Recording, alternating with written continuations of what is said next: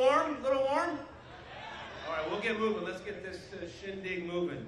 I'm excited to be the MC today, and as we welcome Tim Burton to the Hollywood Walk of Fame, which there's a bit of a story. It used to be via a bus ride from Burbank, am I correct, to this very store. As a kid he came. He dreamt. I saw him back there earlier looking at other masks, so things are afoot, apparently so. Before we start, let's give a big shout out to our fans tuning in around the world on our live stream with our media partner presented by Variety as well. So all your hoots and hollers are going to go all around the world. The Hollywood Walk of Fame recognizes achievement in the categories of motion pictures, radio, live theater, live performance, sports entertainment, recording, and television. Today, in the category of motion pictures, we enter Tim Burton with star number 2,788 on the Hollywood Walk of Fame. Now, before we invite Tim to the stage, let me tell you a little about our honoree. Actually, this could be 47 pages. We'll try to condense it down. Tim Burton is a director and artist widely regarded as one of cinema's most imaginative and visual filmmakers. Tim grew up in Burbank, California, just over the hill, as we just said, and attended California Institute of the Arts, CalArts, which is another over the hill in the Santa Clarita Valley, where he studied character animation. There he created his early shorts, which attracted the attention of Walt Disney Productions, as it should have, and gained him an apprenticeship at the studio. Now, while at Disney, he directed the following films: Vincent, the film adaptation of Hansel and Gretel, and Frankenweenie, who the 5-year-old boy in me still loves to say. Now, many of Tim's films, such as Ed Wood, Sleepy Hollow, Big Fish, and Alice in Wonderland, have garnered numerous Academy Awards, BAFTAs, and Golden Globe nominations and wins, cementing Tim's status as one of the greatest filmmakers of all time. Now, Tim has a dedicated following, notably for classic features such as his 1985 directorial debut and huge hit, Pee-wee's Big Adventure. The wildly invented Beetlejuice,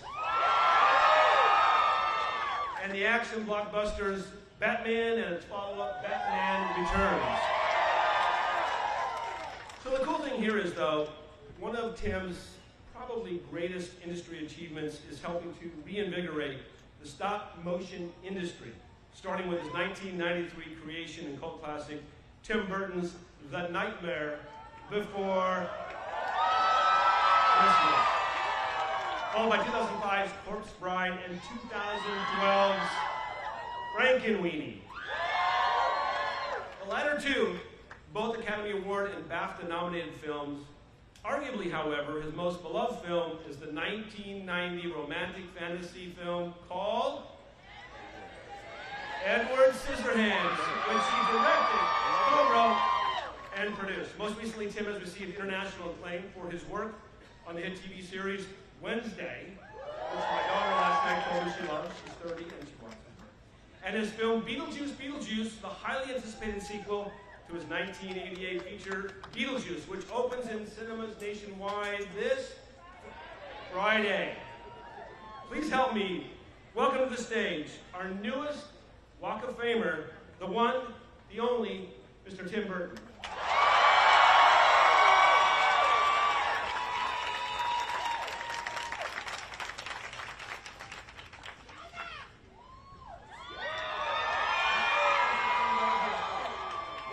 So now what happens is we make you stand there for another 10 minutes. So we have some people who love you, who want to...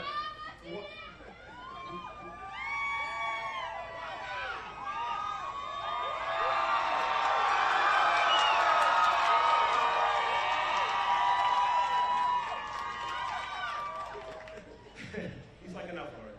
Our first speaker is an award-winning actress who has become a Hollywood icon for her dynamic and varied performances and for constantly challenging herself with each project. She will soon be seen reprising her iconic role as Lydia Dietz and Warner Brothers pictures Tim Burton playing Beetlejuice.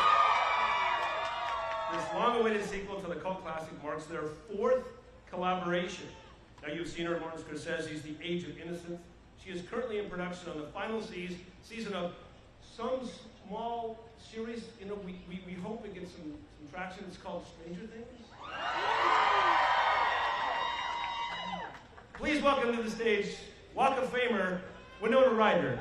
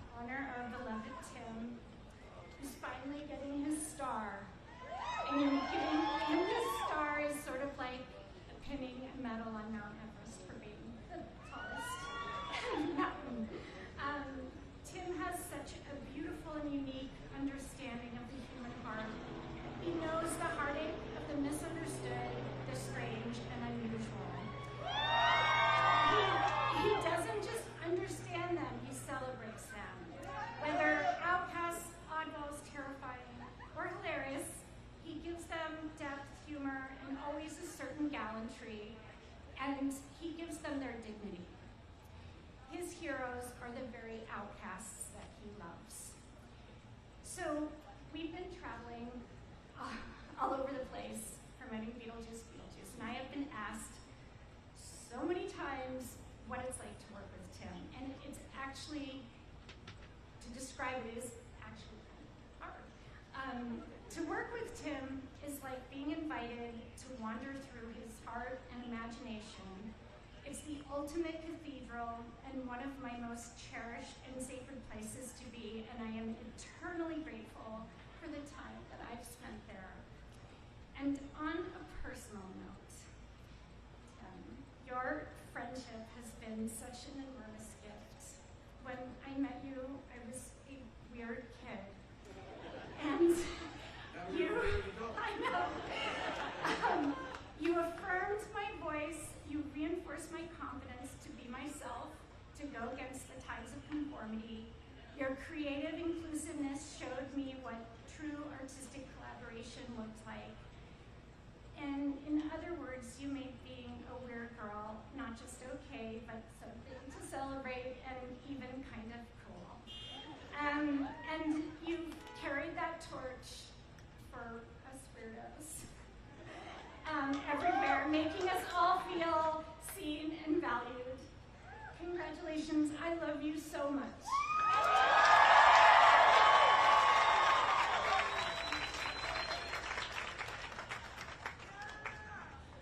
Winona Ryder, everybody.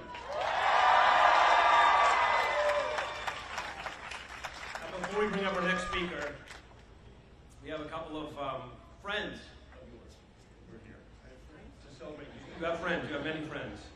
Actor Danny DeVito is here. You guys have done four films together? Four-ish, five-ish. Okay, fine. Actress Monica Bellucci. Costume designer Colleen Atwood.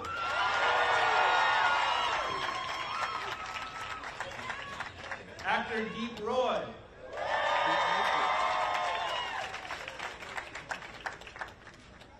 All right, our next speaker, you might know who he is.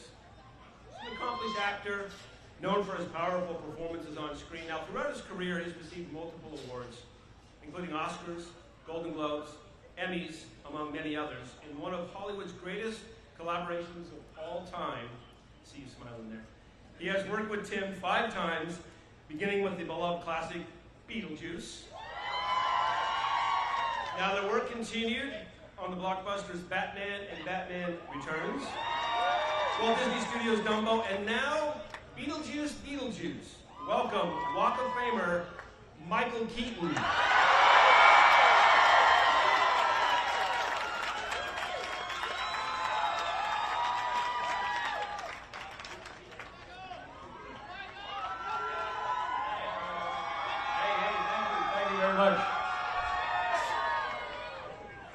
much. You have to, thank you. You have to stand there during all this. Well, I can do that. Yo! I'm gonna do what Tim and I gotta say, respectfully do. Usually when we start a project, we see this script and we kind of go, okay. And then we start making things up. Some of this is going to be things I said before, so bear with me. The first 2 or 3 meetings I had with him, I was told there's this young, talented director, and he wants to meet you for something, so I go and I have a meeting, and it was pleasant. And I left, and they said, what did you think? And I said, nice guy. I had no idea what he was talking about. And then 2 or 3 meetings that were really similar, I went home, and this time I think there were some sketches, if I'm not mistaken. And I said, I like him even more. For sure, I love this guy. And there's something I still have no idea what he's talking about when we were talking about Beetlejuice. But 5 movies later, and over 30 years of knowing him, I still have no idea what he's talking about. Not only do I know what he's talking about, seriously, I feel it on every movie. It's beyond shorthand.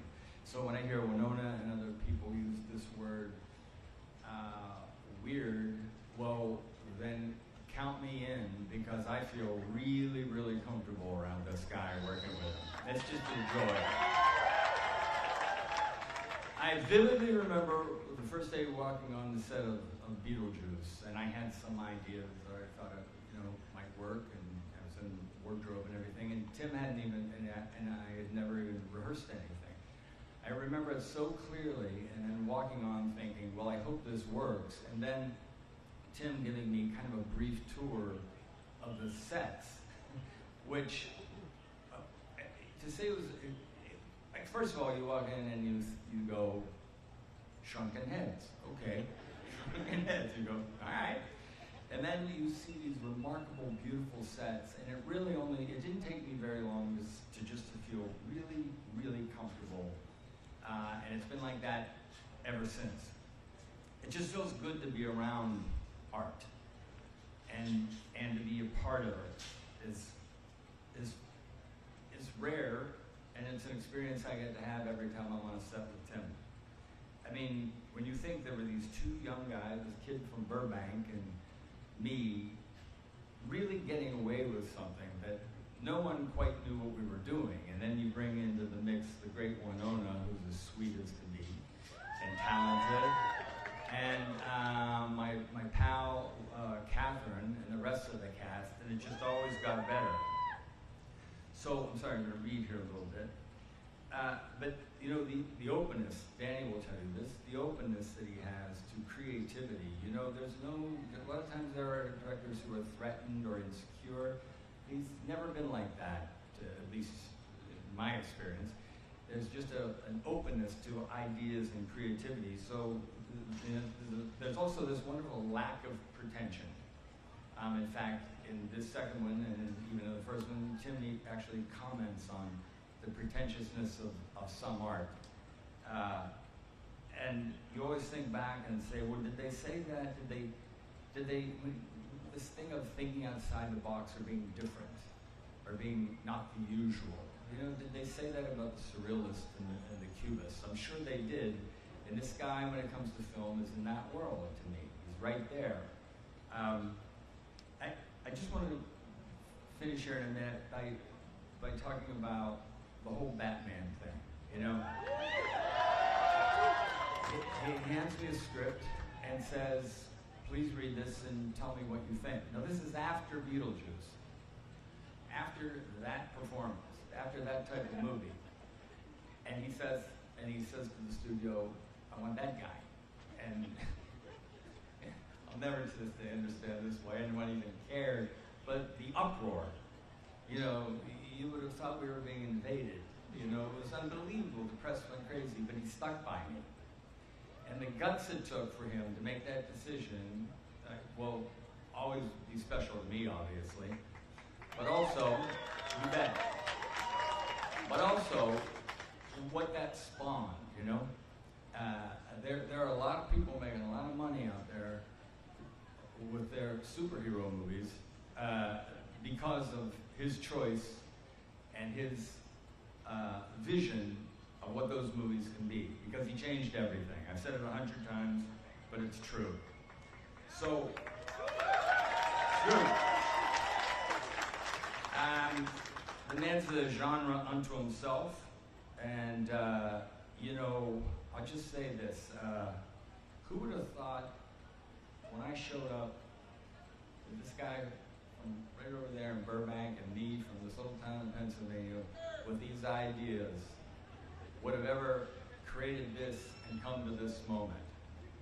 Well, I guess you and I would have thought that. So, to this quote, and I don't know why I didn't say this the first day I ever walked on the set after the end of my first day shooting with a guy, to somewhat misquote Bogart from Casablanca, Tim, I think this is the beginning of a beautiful friendship. Thanks, buddy. You're the best.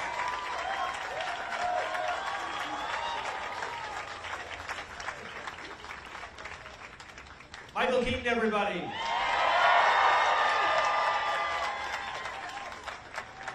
Just a few minutes more, I promise. All right, let me introduce Steve Neeson, Hollywood Chamber of Commerce President and CEO, who will make a special presentation. Steve, come on up, please.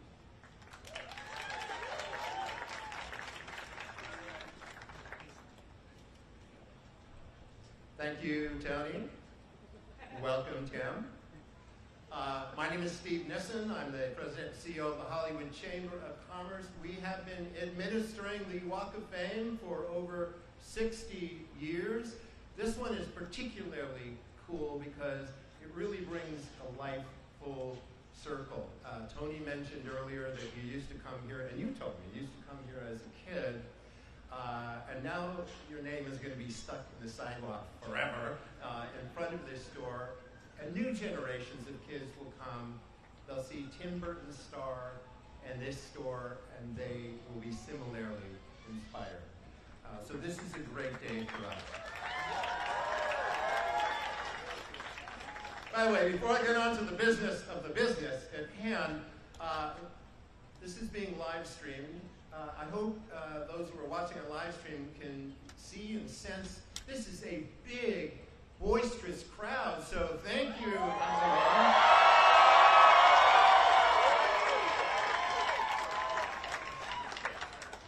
What you can't see is that I'm staring out at a bank of cameras in this big crowd, but the most prominent thing in my field of vision is wig stylist on duties.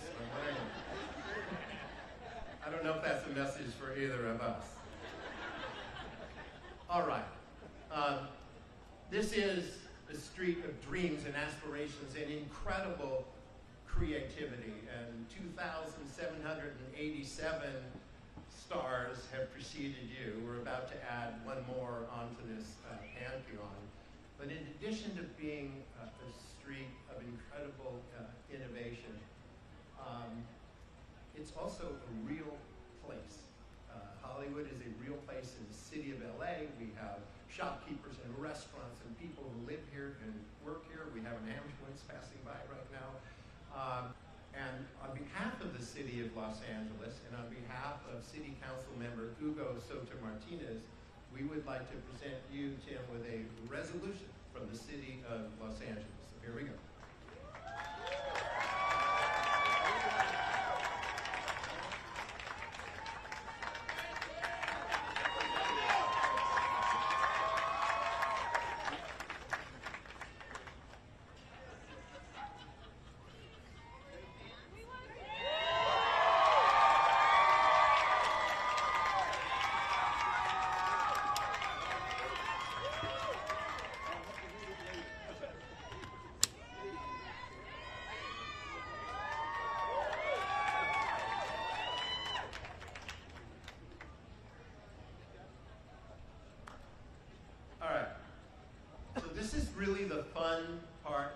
job. It's a ritual we get to do every time, and every time it feels special. So, on behalf of the Hollywood Chamber of Commerce, I now declare today Tim Burton Day in Hollywood!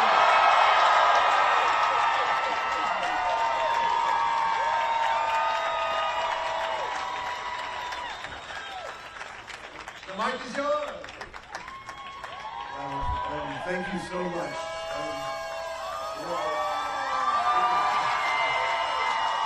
This is very special to me because, as I said, as a child, I used to come down here from Burbank on the bus, no adults. In fact, I was young enough to think that these things were actually gravestones when I first came here. And really that John Wayne wasn't buried under that or other people. But I used to come down here and visit Larry Edmonds' bookshop and come here. And when I found out it was here, I just almost started crying because I've been coming here ever since I was a little child. And the store hasn't changed at all. And so for me, it's such an honor to have this store, but also to have it right here in front of this incredible shop, museum, toy shop, everything. So I used to spend my life here. So thank you so much. And thank everybody, all my friends, and beautiful people coming to see me. So very emotional for me, and thank you very, very much.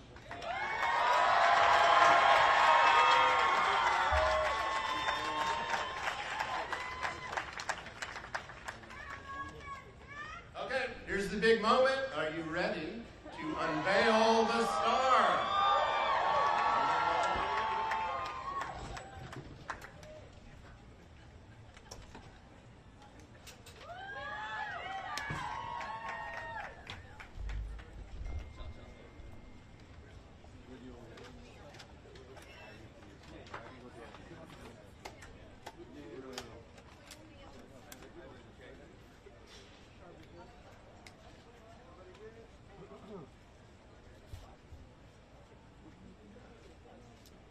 All right, ladies and gentlemen, it is our great pleasure to welcome the newest Walk of Famer to the Hollywood Walk of Fame, Tim Burton.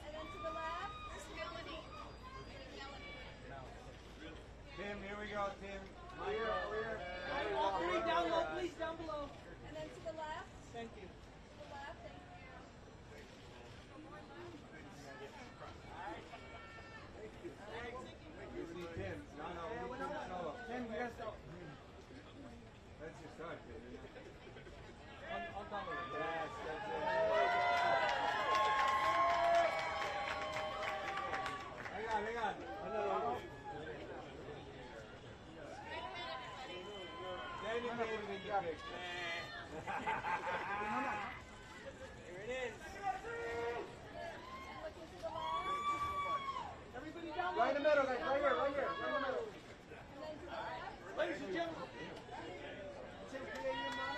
Tim, Monica.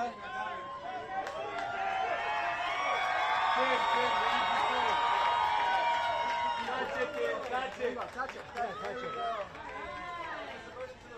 Touch down and touch it.